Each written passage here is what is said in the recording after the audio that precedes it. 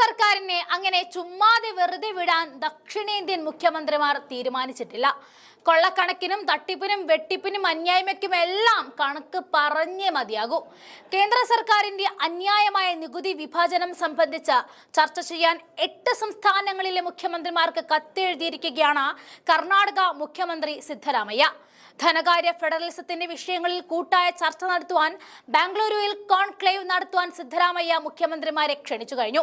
കേരളം, തമിഴ്നാട്, ആന്ധ്രാപ്രദേശ്, തെലങ്കാന, മഹാരാഷ്ട്ര, ഗുജറാത്ത്, ഹരിയാന, പഞ്ചാബ് എന്നീ സംസ്ഥാനങ്ങളിലെ മുഖ്യമന്ത്രിമാർക്കാണ് Siddaramaiah കത്തയച്ചിരിക്കുന്നത്. BJP NDA ഭരിക്കുന്ന സംസ്ഥാനങ്ങളാണിത്. കർണാടകയെ പോലെ ആളോഹരി GSDP കൂടുതലുള്ള സംസ്ഥാനങ്ങൾക്ക് നൽകുന്ന കുറഞ്ഞ നികുതി വിഹിതം അത്തരം സംസ്ഥാനങ്ങളെ സാമ്പത്തികമായി പിന്നോട്ടെടുക്കുമെന്ന് സിദ്ധരാമയ്യ കത്തിൽ പറയുന്നുണ്ട്.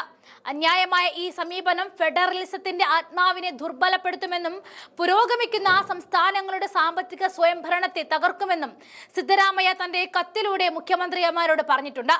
രാജ്യത്തിന്റെ GDPയിലും മൊത്ത നികുതി വരുമാനത്തിലും ശക്തമായ സംഭാവന നൽകുന്ന സംസ്ഥാനങ്ങൾ പല വഴികളിൽ രാജ്യത്ത് മുതൽക്കൂട്ടാണ്. അതിനാൽ രാഷ്ട്രീയമായും സാമ്പത്തികമായും ശക്തമായ ഒരു യൂണിയന് വേണ്ടി ഇക്വിറ്റി സന്തുലിതമാക്കേണ്ടത് അടിയന്തര ആവശ്യമാണെന്നും സിദ്ധരാമയ്യ കത്തിൽ പറയുന്നുണ്ട്. അതേസമയം 16ാം ധനകാര്യ കമ്മീഷനുമായി ബന്ധപ്പെട്ട വിഷയങ്ങൾ ചർച്ച ചെയ്യുന്നതിനായി 5 സംസ്ഥാനങ്ങളിലെ ധനമന്ത്രിമാരുടെ ഏകദിന സമ്മേളനം തിരുവനന്തപുരത്ത് ആരംഭിച്ചു. മുഖ്യമന്ത്രി പിണറായി വിജയൻ ഉദ്ഘാടനം ചെയ്ത ചടങ്ങിൽ ധനമന്ത്രി KN ബാലഗോപാൽ അധ്യക്ഷനായി.